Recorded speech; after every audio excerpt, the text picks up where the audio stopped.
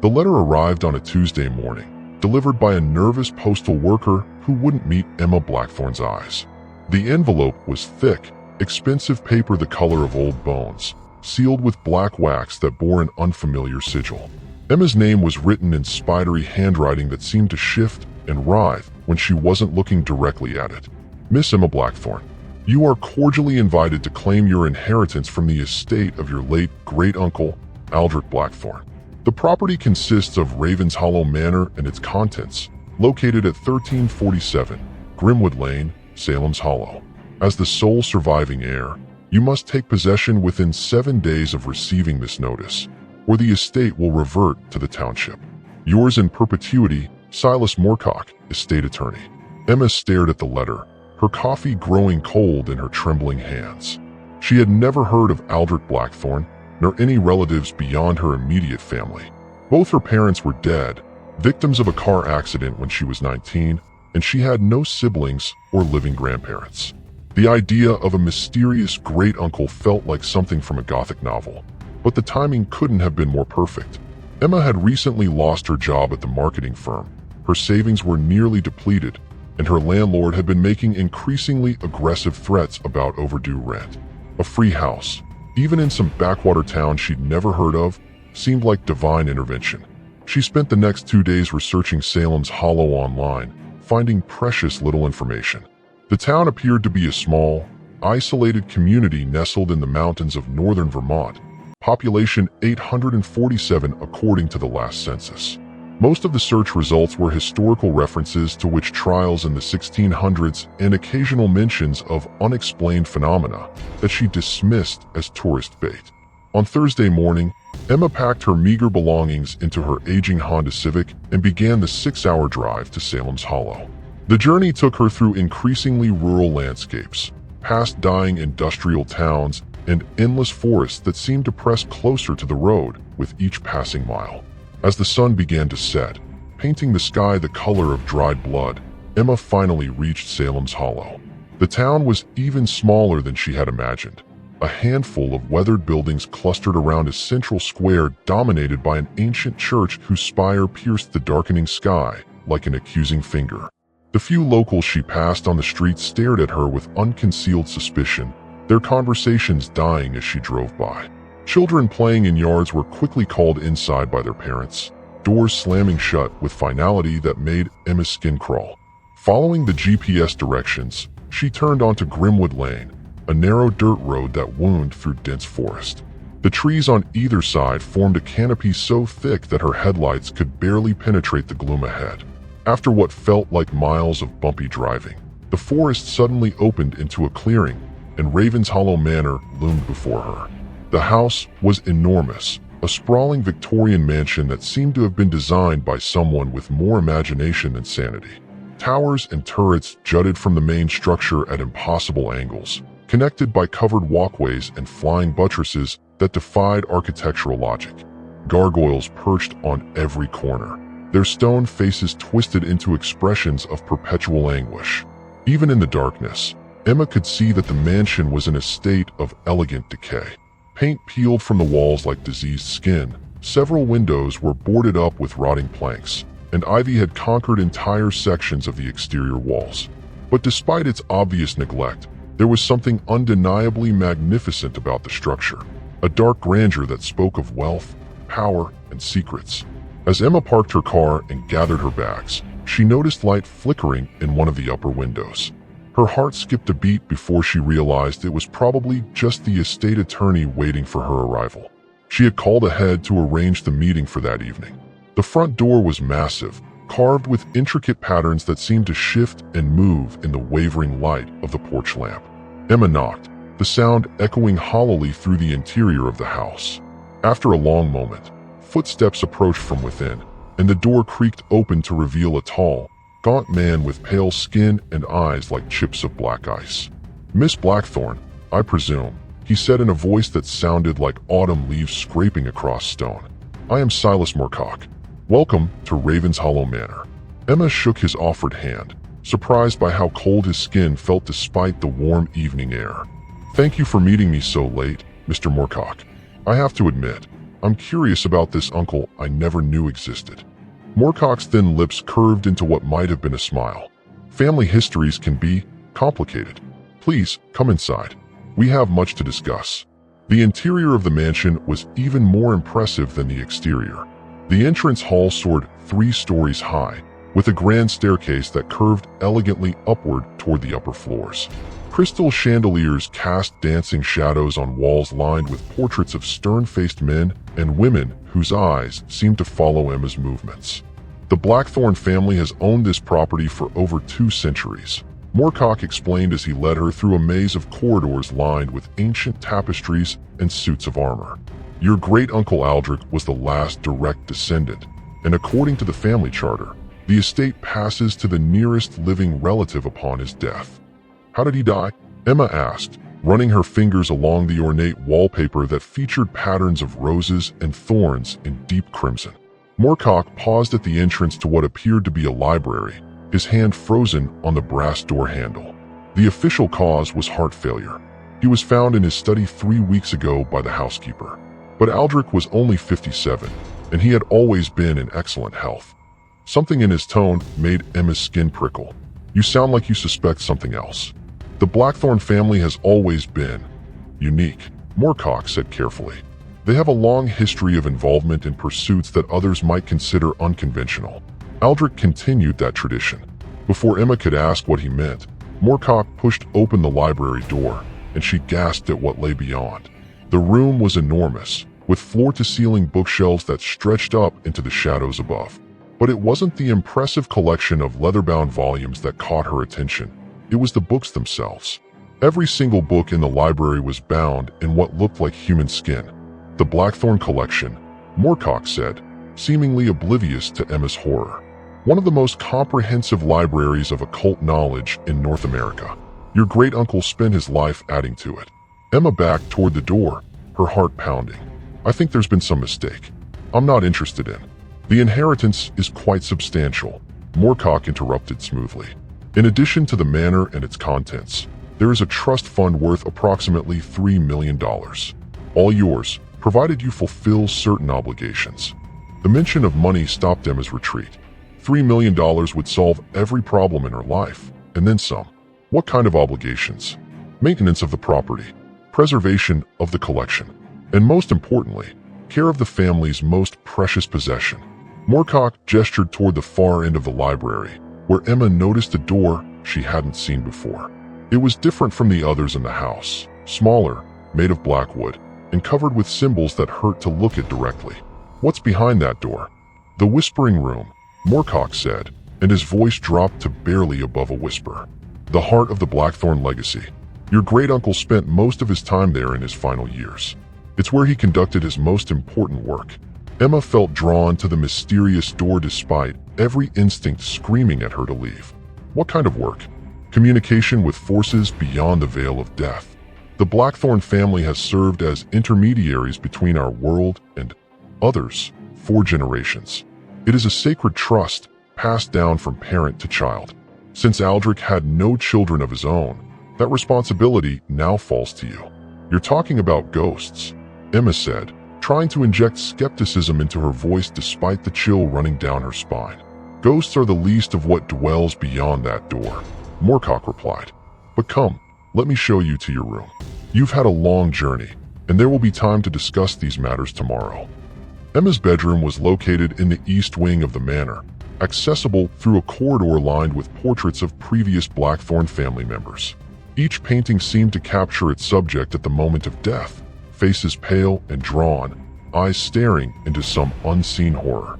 The bedroom itself was luxuriously appointed but felt like a museum display, with antique furniture and heavy draperies that blocked out most of the moonlight. Despite her exhaustion, sleep eluded Emma. Every sound the old house made, and there were many, seemed amplified in the darkness. Floorboards creaked overhead as if someone were pacing back and forth. Pipes groaned and whispered behind the walls. Somewhere in the distance, she could swear she heard music playing, a waltz that seemed to come from another century. Around 3 in the morning, Emma gave up on sleep and decided to explore the house. She wrapped herself in the silk robe she had found hanging in the wardrobe and ventured out into the corridor. The manor felt completely different at night.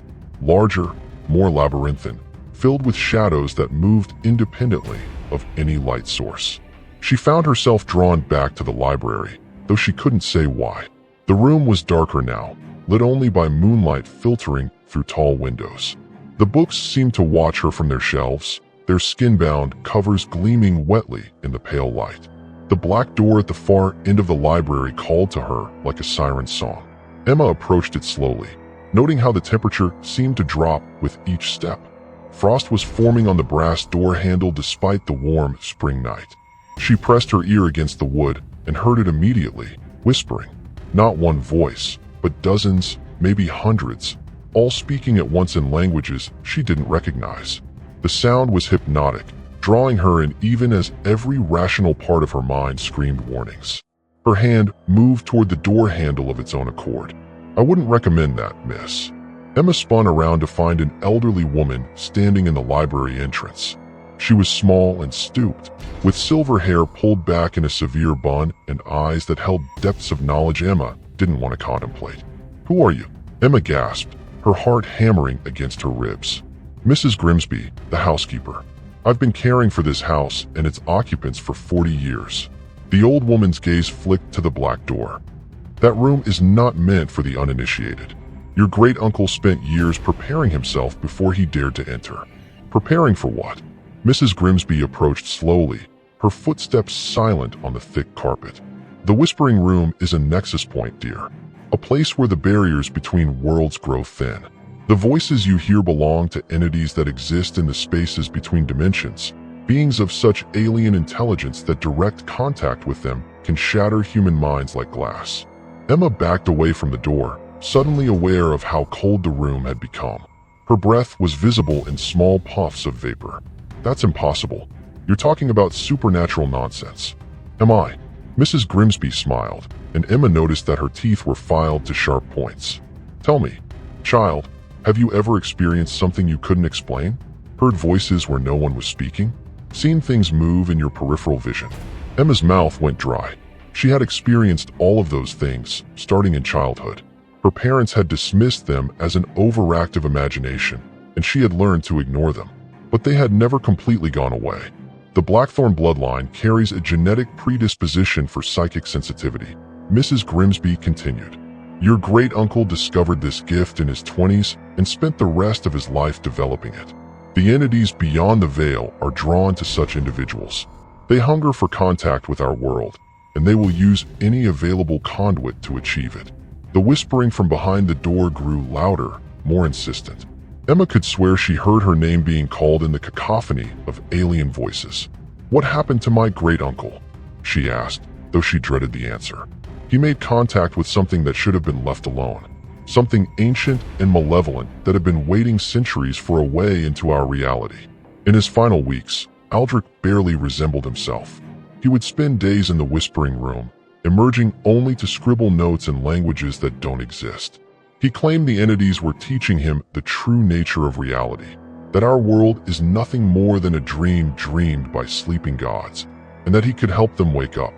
Emma shuddered. And you think that's what killed him? I think something wearing Aldrich's face died in that study 3 weeks ago. But the thing that emerged from the Whispering Room, that wasn't your great-uncle anymore. Before Emma could respond, the temperature in the room plummeted even further. The frost on the door handle spread across the entire surface, and the whispering voices rose to a crescendo. Then, with a sound like breaking glass, the black door swung open. Absolute darkness lay beyond the threshold, not the simple absence of light, but a darkness so complete it seemed to devour illumination. Within that void, shapes moved. Impossible geometries that hurt to perceive directly. Eyes that burned with cold fire. Tentacles that existed in more dimensions than human minds could process. And reaching out from that cosmic horror, a hand that was almost human. Emma, it called in a voice she recognized. Her great-uncle Aldrich, speaking from beyond death itself. Come home, child. Come and learn the truth about your heritage. Mrs. Grimsby grabbed Emma's arm with surprising strength, pulling her away from the door. Don't listen to it. That thing is not your uncle. But the voice continued, growing more persuasive with each word. The power of the Blackthorn family flows through your veins, Emma. You can speak with the dead, command spirits, bend reality to your will. All you have to do is step through the doorway.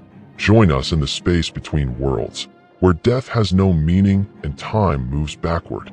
Emma felt herself being drawn forward despite Mrs. Grimsby's grip.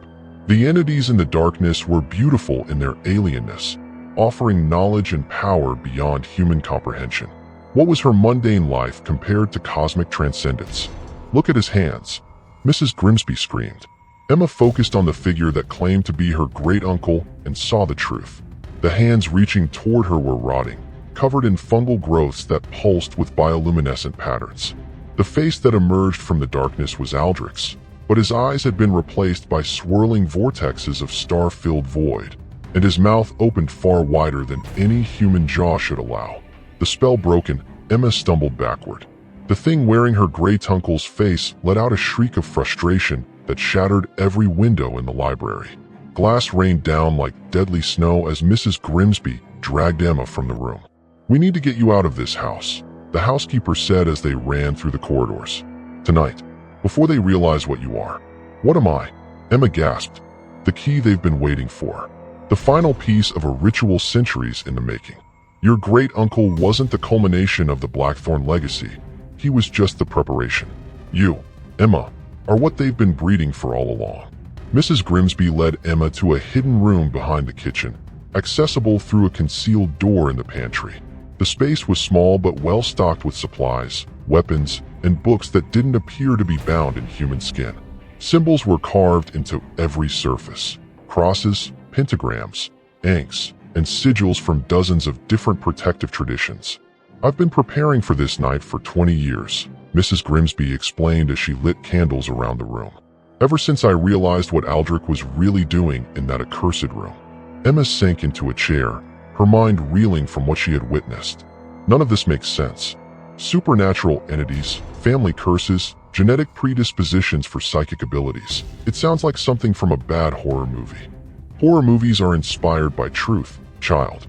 The things that terrify us in fiction exist because somewhere, in the deepest parts of our ancestral memory, we remember when such monsters were real.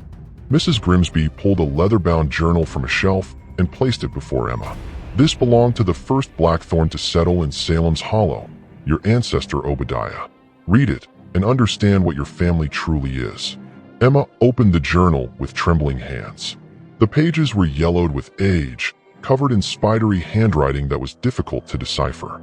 But as she read, a horrifying picture began to emerge. Obadiah Blackthorn had arrived in Salem's Hollow in 1692, fleeing the witch trials in nearby Salem. But he wasn't running from accusations of witchcraft. He was running from the truth that he actually was one. His journal detailed experiments in necromancy, demonology, and interdimensional communication that would have made the Inquisition weep with terror. The entities that dwell beyond the veil hunger for manifestation in our reality. One entry read, "They have whispered to me of their true nature, fragments of a cosmic consciousness that was shattered when the universe was born. They seek reunification, and our world is the crucible in which they plan to remake themselves." Subsequent entries described Obadiah's attempts to establish contact with these entities, using his own blood as a medium for communication. He discovered that certain bloodlines were more susceptible to interdimensional influence, and he began a selective breeding program designed to enhance these psychic abilities over generations. "Each child born of Blackthorn blood grows stronger than the last," he wrote. "In 7 generations, I calculate that the hereditary sensitivity will reach critical mass. The chosen heir will be capable of opening permanent doorways between dimensions, allowing the outer gods to reclaim their dominion over reality." Emma's hands shook as she realized the implications. "I'm the 7th generation." Mrs. Grimsby nodded grimly. "Born at the exact astrological moment prophesied in the family records. Your parents' death was no accident. It was orchestrated to ensure you would be alone and desperate when the time came to claim your inheritance. But I never showed any psychic abilities growing up. Didn't you?" Mrs. Grimsby raised an eyebrow. "Think carefully about your childhood. The voices you heard at night, the shadows that moved independently, the way animals reacted to your presence. Your parents probably discouraged you from mentioning such things, convincing you they were products of imagination. Emma remembered suddenly her mother's nervous laughter whenever she talked about her imaginary friends. Her father's insistence on installing night lights in every room after she complained about things moving in the darkness. The way dogs would whimper and hide when she approached, and how birds would fall silent in her presence. The abilities were there all along, Mrs. Grimsby continued, but they were dormant, waiting for the right trigger. Exposure to the dimensional nexus in the whispering room has awakened them fully. Can you feel it? The change already beginning. Emma could. There was something different about her perception now, as if she were seeing the world through additional senses she hadn't possessed before. The protective symbols carved into the walls of their hiding place glowed with soft light. She could sense Mrs. Grimsby's aura, a mixture of determination, fear, and something else. Something that felt like, "You're not human," Emma whispered. Mrs. Grimsby smiled sadly. "I was once. 40 years ago, I was hired as housekeeper for this manor by Aldrich's father. But exposure to the entity's influence changes people over time. I've become something between human and other, neither fully alive nor completely transformed. It's allowed me to serve as a guardian, protecting the house's inhabitants from the worst of the dimensional incursions." The candles in the room flickered as vibrations passed through the floor above them. Something was moving through the house, searching. Emma heard her name being called in multiple voices, some human, others decidedly not. "They know you're awakening," Mrs. Grimsby said urgently. "The ritual must be completed tonight, during the conjunction of Mars and Saturn. If we can keep you hidden until sunrise, the astrological window will close for another century. What about destroying the room? Burning down the house?" The nexus point exists independently of physical architecture. Destroying the house would only remove the protections that keep the entities partially contained. They would spill into our reality uncontrolled, spreading like a plague of madness across the world. Emma stood and paced the small room, her mind racing. There has to be another way. Some method of closing the doorway permanently. Mrs. Grimsby hesitated. "There is one possibility, but it would require tremendous sacrifice. Tell me." "The dimensional barrier can be sealed, but only from the other side. Someone would have to enter the space between worlds, locate the primary breach point, and perform a binding ritual that would close all connections between the dimensions. But such a person would be trapped forever in that alien realm, and their sanity would not survive the experience." Emma felt a chill that had nothing to do with supernatural influences. "My great-uncle knew this, didn't he? That's why he spent years preparing himself. He wasn't trying to help the entities invade. He was trying to stop them." "I believe so. But the process of opening his mind to interdimensional contact allowed them to influence his thoughts. By the end, he was completely under their control. The ritual he performed didn't seal the breach, it widened it." The searching sounds above grew louder, more urgent. Emma could hear what splintering as something tore through the house's interior walls. Whatever was hunting for her was growing impatient. "I have to try," Emma said quietly. "If I'm really the key to their invasion, then I'm also the key to stopping it." Mrs. Grimsby gripped her shoulders with hands that were far stronger than they appeared. "Child, you don't understand what you're proposing. The space between dimensions is filled with horrors that exist outside the laws of physics. Creatures of pure thought and malevolent intent. Geometries that fold back on themselves in ways that cause observers to forget how to breathe. You would be alone in that nightmare realm for eternity. And if I don't go, those same horrors will pour into our world and consume everything I've ever cared about." Emma looked around the protective sanctuary Mrs. Grimsby had created. "You've spent 40 years of your life guarding against this moment.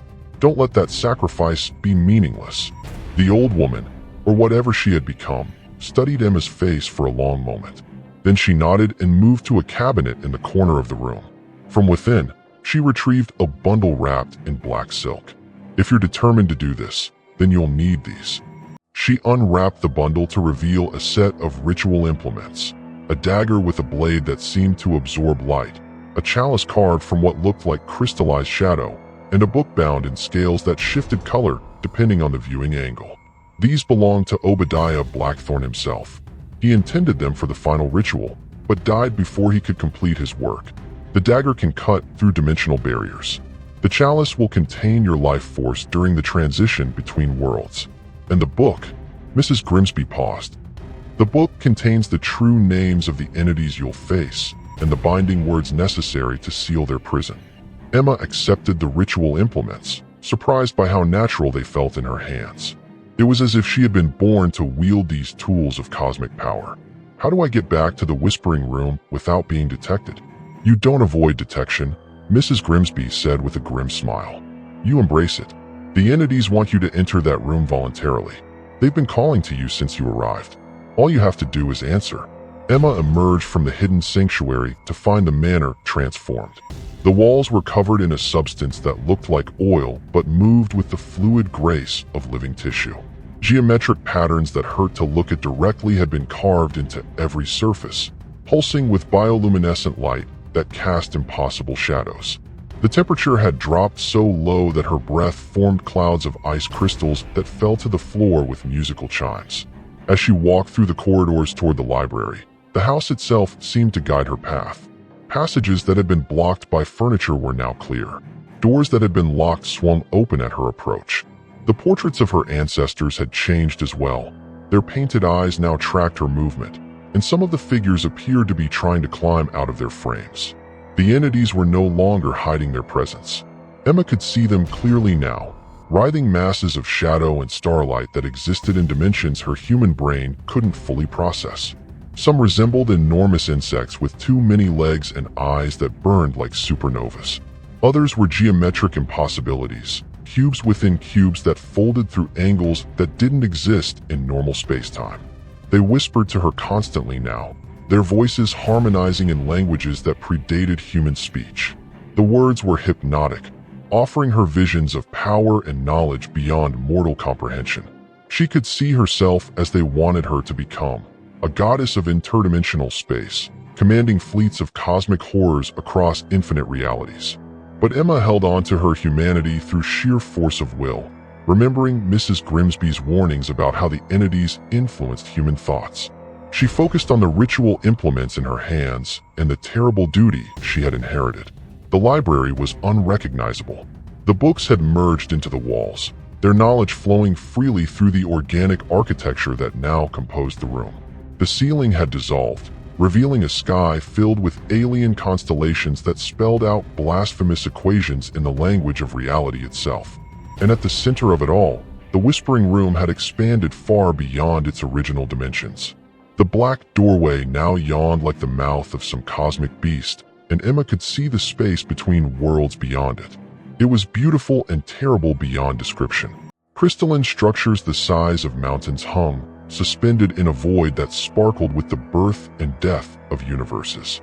Rivers of liquid light flowed upward through forests of glass trees, whose leaves sang with the voices of dead civilizations.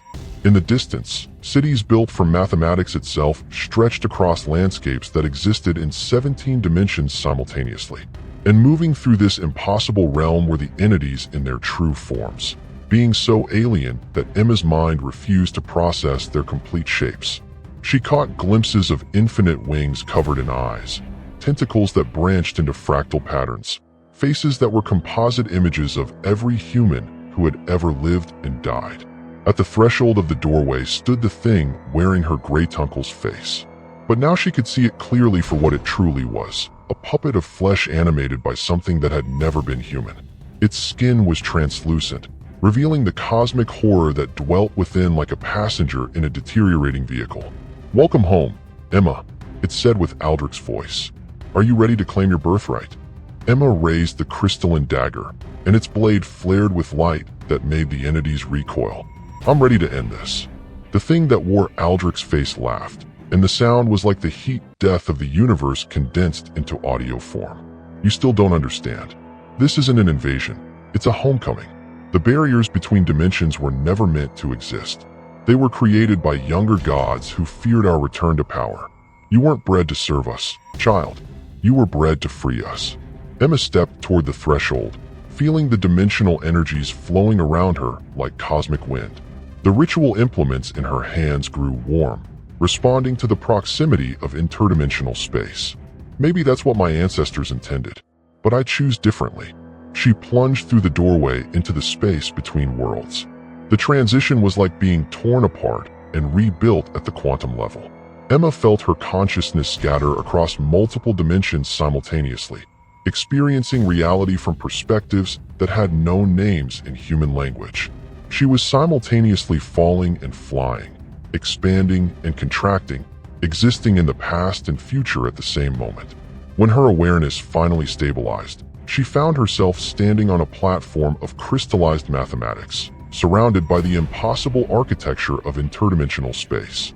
The air, if it could be called air, was thick with the dreams of sleeping gods and the nightmares of civilizations that had never existed. The entities surrounded her, their true forms revealed in all their cosmic majesty. They were beautiful in the way that stellar collapse is beautiful, awe-inspiring and utterly destructive. Emma could feel their alien thoughts pressing against her mind, offering her godhood in exchange for opening the final doorway that would allow them to merge with baseline reality. But Emma had not come to negotiate. She opened Obadiah's scalebound book and began to read the binding ritual, speaking words that tasted like the void between stars. The dagger in her hand carved symbols into the crystalline platform, each cut releasing energies that made the entities writhe in apparent pain. The thing wearing Aldrich's face materialized beside her, its human disguise finally falling away to reveal the cosmic horror beneath. "You cannot banish us. We are eternal. We existed before your universe was born, and we will endure after its heat death. I'm not banishing you," Emma said as she poured her life force into the chalice of crystallized shadow. Unlocking the door, the ritual reached its crescendo as Emma spoke the true names of the entities, binding them to the space between worlds with chains forged from her own mortality. Each name she spoke cost her years of life, aging her visibly as the dimensional energies consumed her essence. But the binding was working. The pathways between dimensions began to collapse, sealing off the cosmic horrors from baseline reality. The entities' screams of rage echoed across infinite realities as they found themselves trapped in their interdimensional prison. The platform beneath Emma's feet began to crumble as the space between worlds restructured itself around the new binding. She could feel her physical form dissolving, her consciousness expanding to encompass the dimensional barriers she had created. She was becoming part of the prison, the eternal guardian standing watch over cosmic horrors. In her final moments as a human being, Emma thought of Mrs. Grimsby, of her parents, of all the innocent people who would never know how close they had come to cosmic annihilation. The sacrifice was worth it. As her humanity faded, Emma became something new, a sentinel of interdimensional space, forever watching, forever guarding against the entities that still pressed against their prison walls. She was alone in the space between worlds, but she was not afraid. After all, someone had to keep the door locked. 1 year later, Mrs. Grimsby still maintained Raven's Hollow Manor, though it had changed significantly since that terrible night. The Whispering Room was gone, replaced by an ordinary storage closet filled with cleaning supplies. The library contained only normal books, first editions and rare manuscripts, but nothing bound in human skin. The house felt peaceful now, as if some fundamental wrongness had been corrected. Tourists occasionally visited, drawn by stories of the Blackthorn Mansion mysteries, but they found only a well-preserved Victorian manor with an interesting history. Mrs. Grimsby had returned to her fully human form, the interdimensional influences that had sustained her alien existence fading when the dimensional barriers were sealed. She was aging normally now, and sometimes wondered who would maintain the house when she was gone. But on quiet nights, when the moon was dark and the stars aligned in certain patterns, she could swear she heard a familiar voice whispering from the spaces between raindrops, carried on winds that blew from directions that didn't exist. Emma's voice, speaking words of comfort and protection, reminding her that some doors would never open again. The entities still pressed against their prison, probing for weaknesses, dreaming of freedom. But they would find none. Emma Blackthorn had become the lock on their cage, and her vigil would last until the end of time itself. In the space between worlds, the Guardian kept her watch, ensuring that some horrors would forever remain just beyond the threshold of human experience. The Blackthorn legacy had finally found its true purpose, not as servants of cosmic horror, but as its eternal prison wardens. And in dimensions where mathematics sang lullabies to sleeping universes, Emma smiled and continued her endless watch over the doors that must never be opened. The end.